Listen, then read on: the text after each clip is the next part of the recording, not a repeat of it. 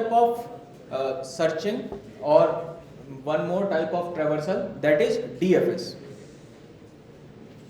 That is depth first search. So first of all, we will go to the depth of every part. When we have reached to the depth, then we will process that node and then come back. Okay, so let's take the same example or maybe another tree. Let's say this is the tree given to us.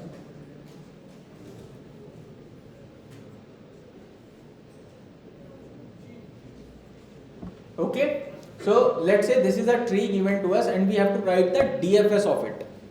So for DFS we need stack. So let's take a stack.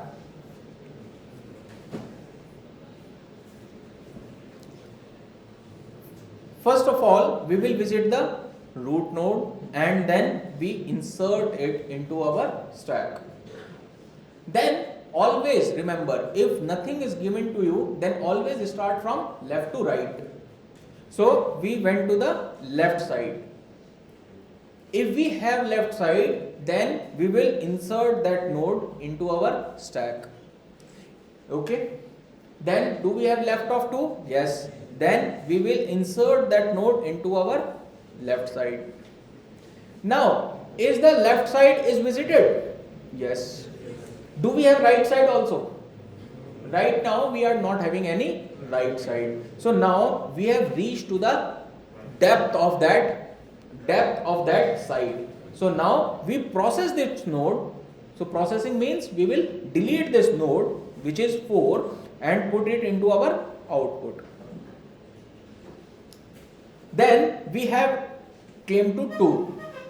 So one side of 2 is already explored. Now we go to the another side of 2, which is 5. So we insert 5 here. Before getting 2 out, we have to visit the depth of 2. So one depth, which is left side of depth, is already visited, but right depth is not visited. So we went to the right part of 2. So 5 is inserted.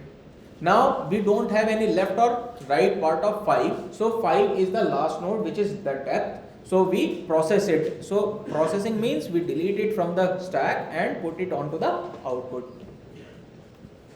After this, the 2 is fully explored. We do not have any node below 2 which is not explored.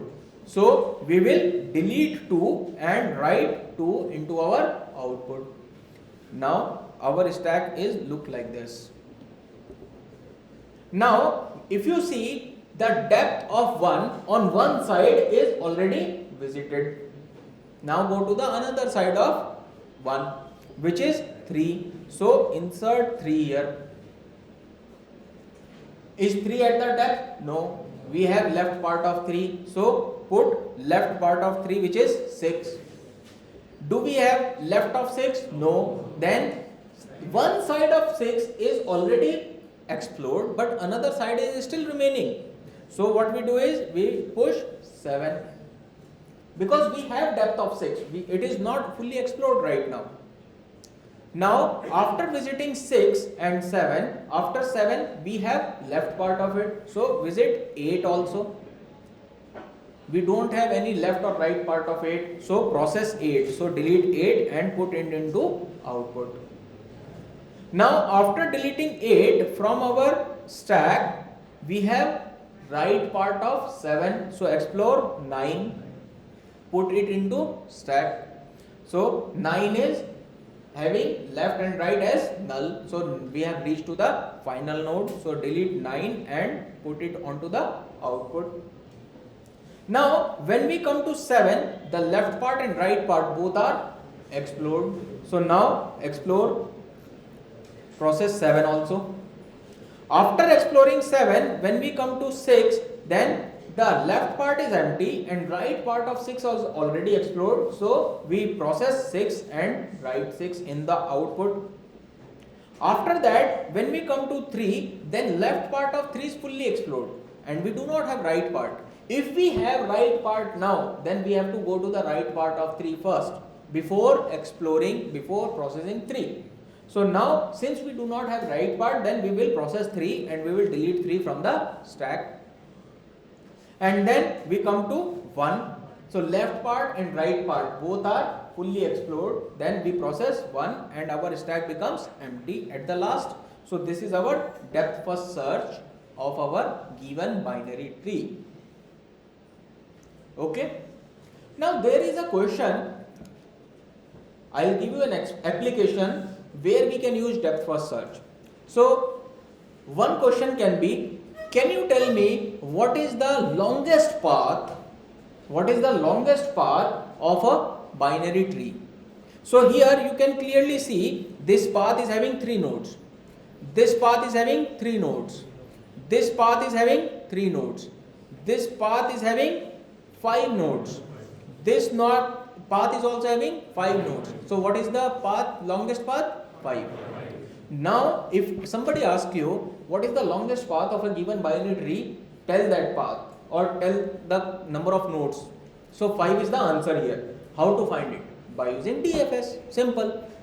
What you do is you just take a count equal to 0. When you are at 1, then make it as 1.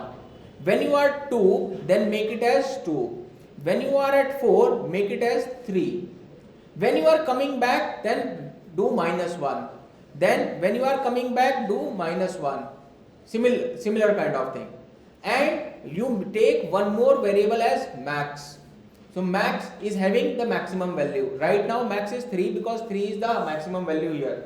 When you visit this path, then max will become 5. And at the end count will become 0 only. So maximum is the maximum path which is encountered in your binary tree.